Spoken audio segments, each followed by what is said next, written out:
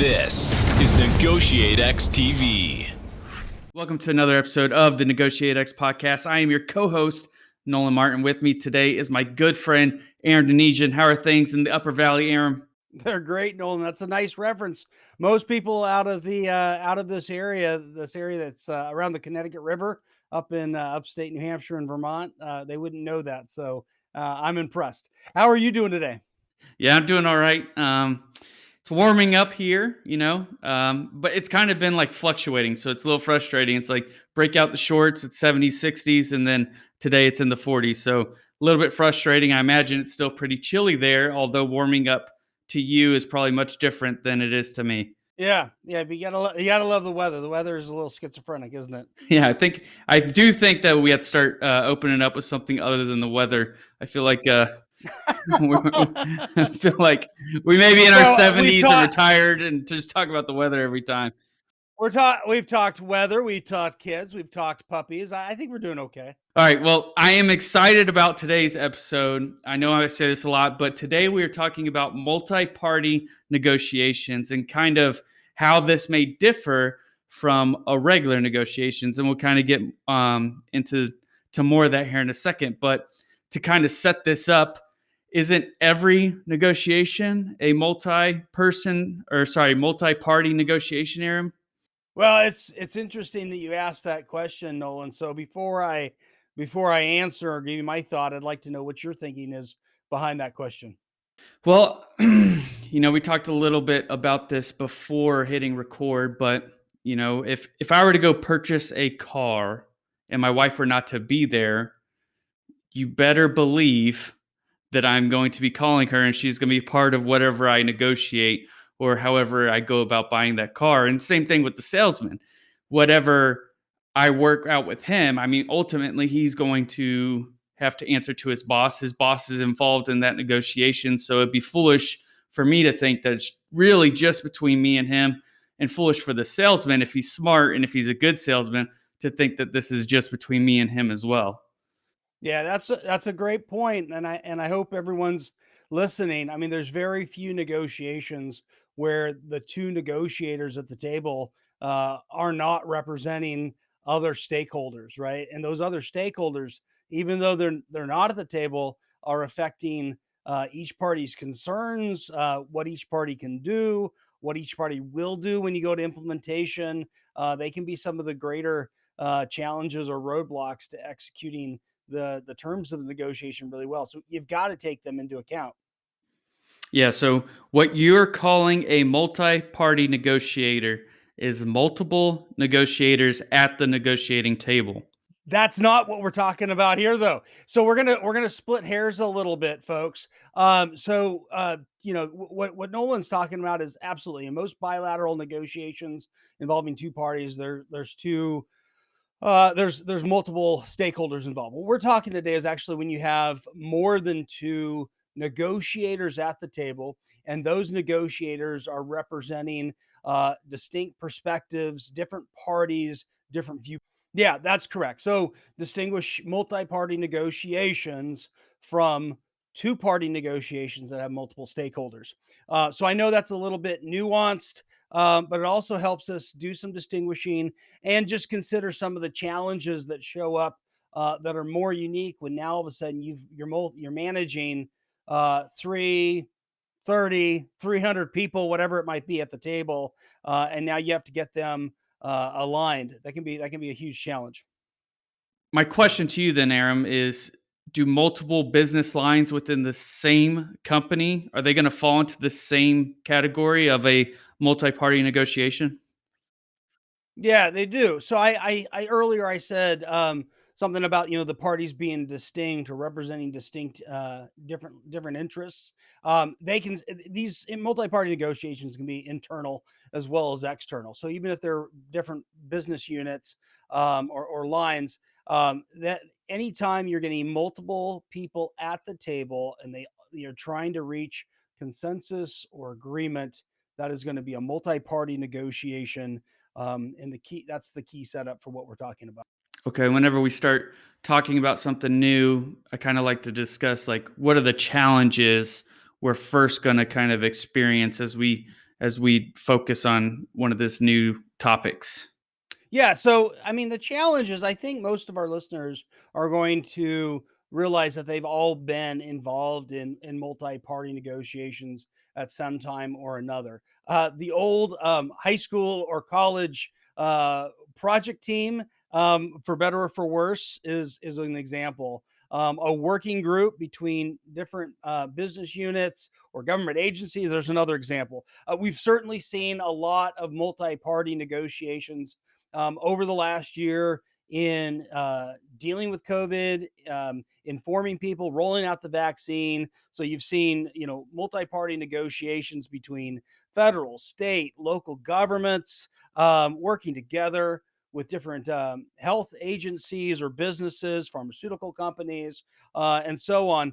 And that all of a sudden you get everybody. You have multiple people at the table. It gets to be a fairly complicated network of interconnected relationships. Yeah, and I'm guessing most of these relationships probably have some sort of history. And I imagine that a lot of these have different perspectives from where these different people are coming from. And I imagine a lot of those people have different perceptions of how they're going to see each other, especially when we're all sitting at the same table. Yeah, that's exactly right. People have a long memory, and each party typically represents can widely different perspectives, interests, positions, and then they're trying to manage those concerns. And you also have to be aware of everybody's different alternatives, that what their walkaways could be. And then there's just the sheer volume of information when you have that many people at the table, and some of that information is shared, and then some of it is concealed, or some of it's just inaccurate or Yeah, and I imagine another kind of complexity that's involved in this is probably when you get someone to agree and you were able to work out with an agreement with someone that doesn't necessarily going to meet what someone else may want at the negotiating table. So I imagine you can't satisfy everybody, and so there's going to be a lot of disagreement there. Yeah, that's very true. And then if you're trying to determine, who do you negotiate with first, and then in what order to what end, agreeing on a process of negotiation that all the parties can align around. I mean, that's all very challenging, just to say the least. And all the while, each of those parties is continuing to have to kind of navigate internal stakeholder alignment. So what we talked about, that what's happening in a bi-party or bilateral negotiation, um, all these parties have to do the same thing, and heaven forbid, but this is all occurring within the context of uncertainty around a ever-changing political or economic landscape. That's an extremely difficult situation, and I think we definitely made the point to our listeners. So now, how do we get about solving this complex problem? Well, okay, you know me. I like simple frameworks. Fortunately for me, or for us, our friends and colleagues at Vantage Partners have a great model for managing the challenges around multi-party negotiations. They call it the 4P framework. The 4Ps are purpose. Why are we here? Product. What is it that we want to come out of this engagement? People, who needs to be here and in what capacity, and process. How are we going to discuss all of this efficiently? Yeah, and I think we start off with purpose. I know we're talking from a military background with both of us. It's probably, at least in my opinion, one of the most important of the 4Ps, because we're used to, as leaders, of giving a task and a purpose whenever we want someone to do something. And usually, majority of the time, the purpose is going to be more important to the task, or more important than the task, because as long as someone understands what we are trying to get them to do, then they're able to use some common sense as to what they actually need to do to make that happen. So, what is that accurate in this same sense? It is, right. It is. And so one of the things we need to do to manage that well is to be really clear and clarify or communicate clearly what the purpose is.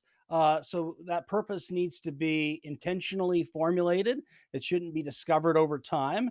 Um, and it should really define incredibly well our reason for coming together, that we're negotiating in the first place. It could be, right, we may be negotiating just to exchange information. It could be to understand the concerns of all the parties involved. It could be to brainstorm something, to plan, to motivate people, or to decide on something, right? So is does that purpose involve joint action? Is it going to involve relationship building? Maybe something else? And again, purposes need to be forward thinking. What is it that we're trying to achieve going forward?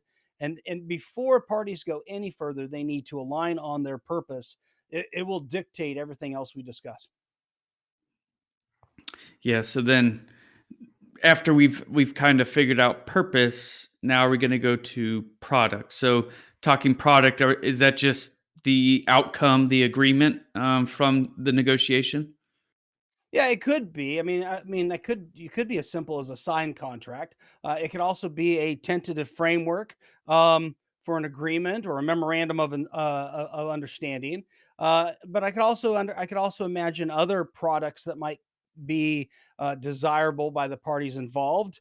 It could be a list of questions that we need to consider and define. It might be further ideas that we're trying to expand upon, that might involve us taking those ideas back to different stakeholders and getting their take on them before we come back and negotiate further.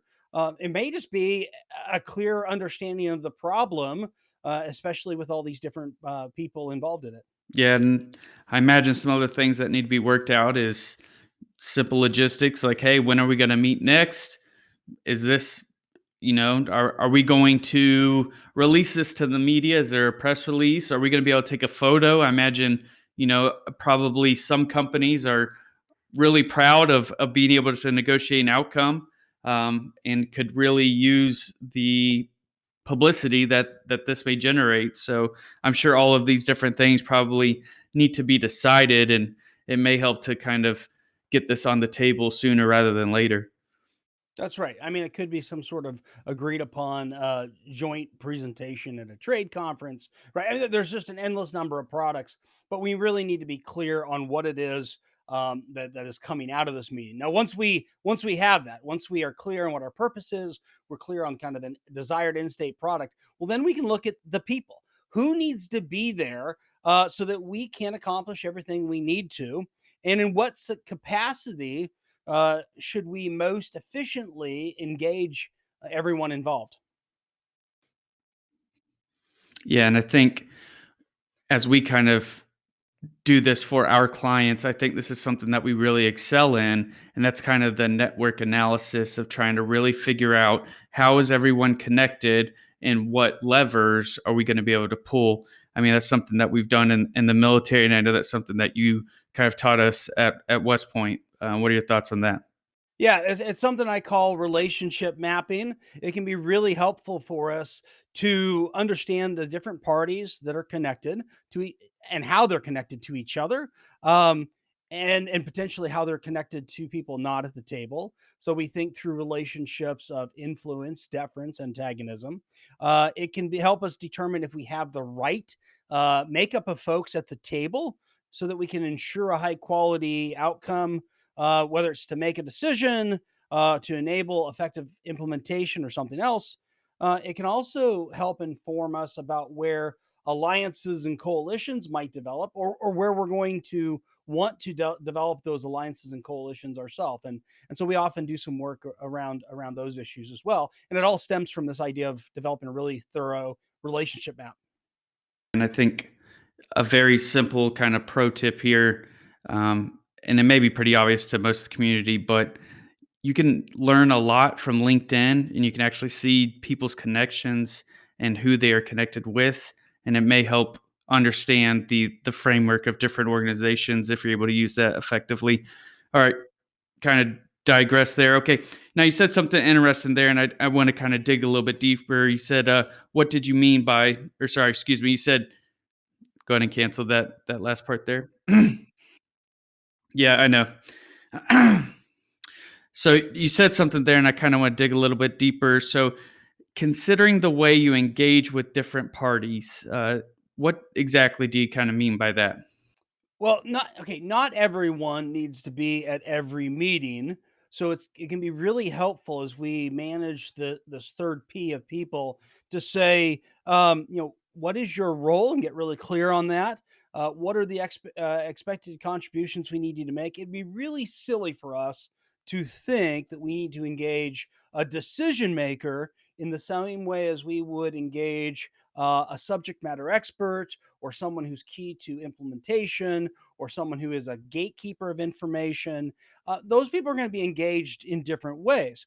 Um, and then and we want to be very respectful and efficient with people's time.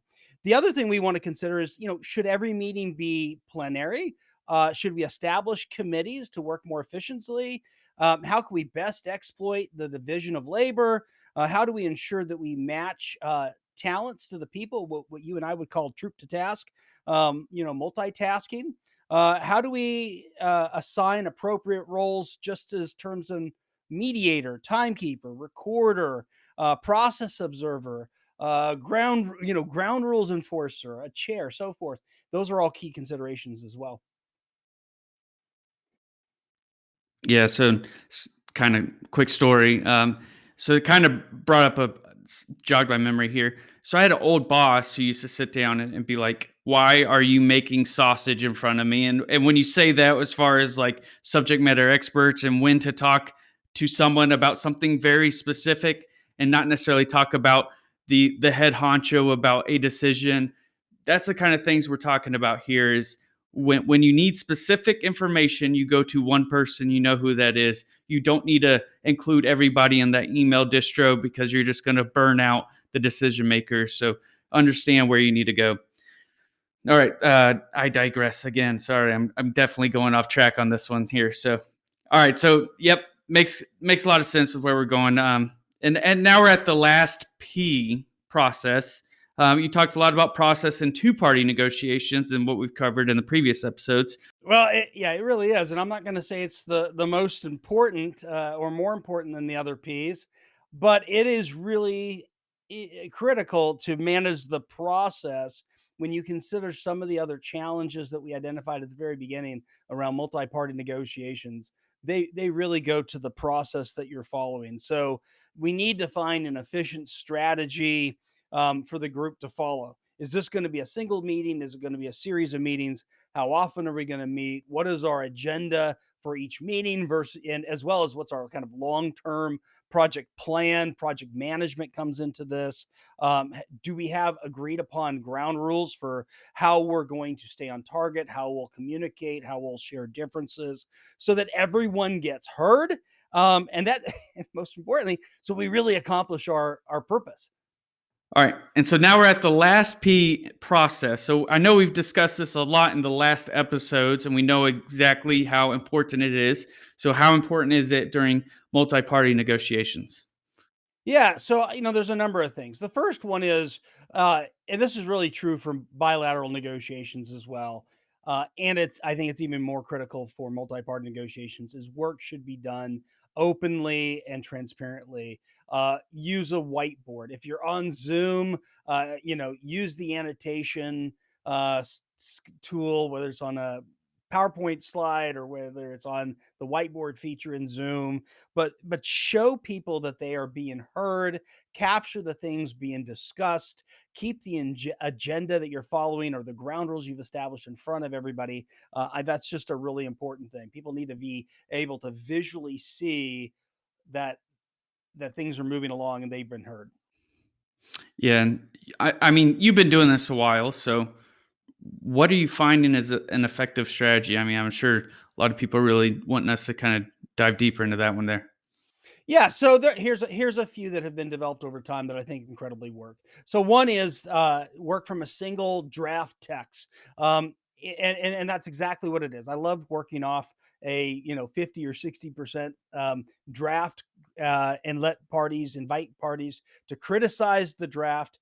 And around to the question, this is a really important question. What would be wrong with this? And I know one thing about human nature: people love to criticize.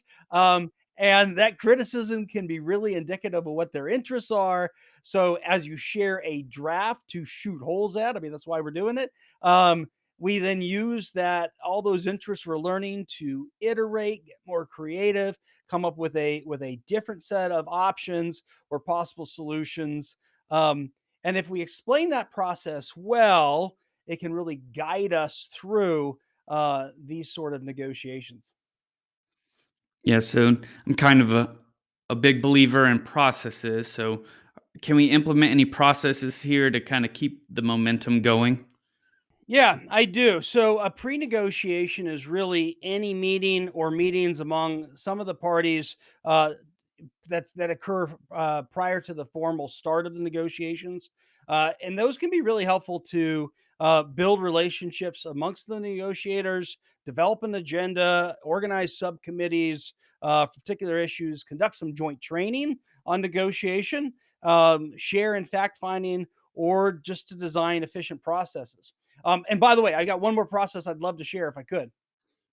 Yeah, and I think kind of just want to go back to purpose. That's something you clearly need to outline up front. Like that's something that needs to be explained, especially if you're going to go down that road of doing the iterative process through all that. So I could see why getting all parties on board with the process is extremely important. I'm a fan of processes, as I already stated. Do you ever use pre-negotiations with parties to get alignment on the process? So, there are a lot of different ways you can manage these multi-party negotiations, and I think they're not better or worse, but having a process, having something that guides you is really helpful. I've certainly heard that from my students. So another one that I like breaks out key steps of the negotiation into four repeatable, again, iterative steps.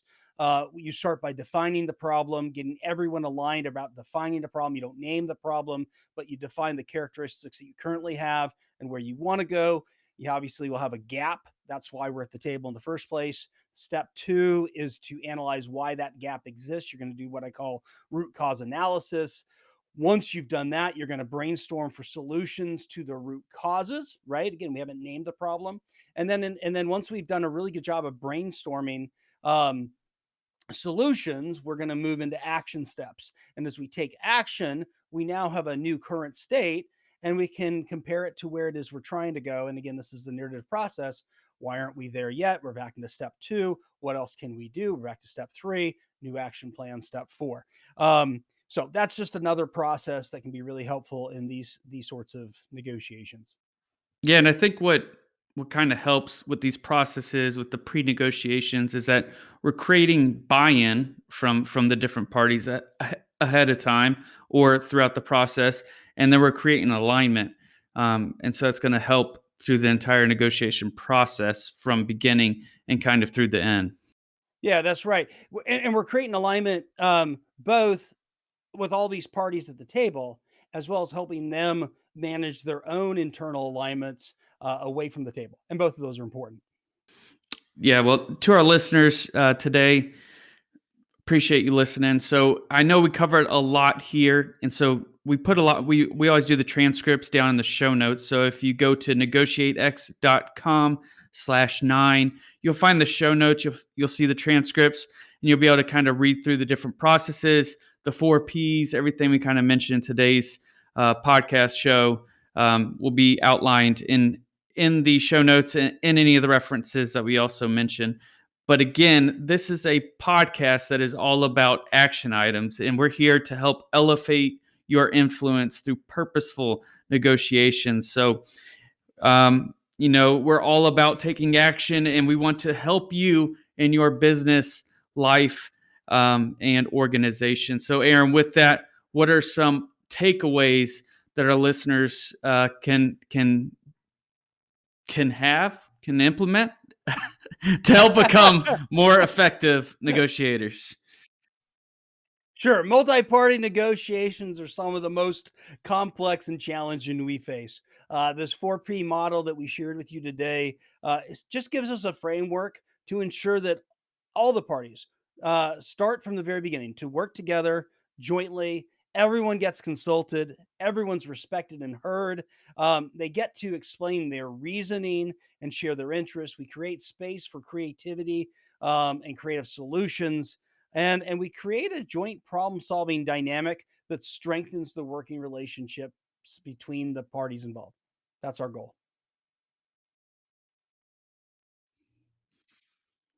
Yeah, and I think for our listeners, kind of takeaway from my end is have a clear purpose, and be upfront about it, about the process. And it's always kind of a recommendation to the group. Get buy-in, get alignment up front, and it's going to help out the process along the way. Next, and very important to us, is help us out. Go to Apple Podcasts or wherever you listen to this podcast. Give us a 5-star rating and leave us a comment. It'll really help us out and get this podcast in front of other aspiring negotiators or just negotiators that want to level up their game. We'd greatly appreciate that. If you have a question for us, and we've covered a few questions already from our listeners, you could shoot us an email at team@negotiatex.com, and we'll be sure to try and cover it in future episodes. Until then, we will see you in the next episode.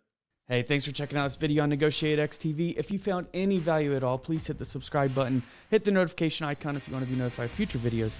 And then we also have a couple videos over here that you might be interested in checking out. If you and your small business, your team, are looking to get negotiations or leadership training, then you can head over to NEGOTIATEx.com and learn more about the coaching services we offer. Thanks, and I'll see you over in the next video.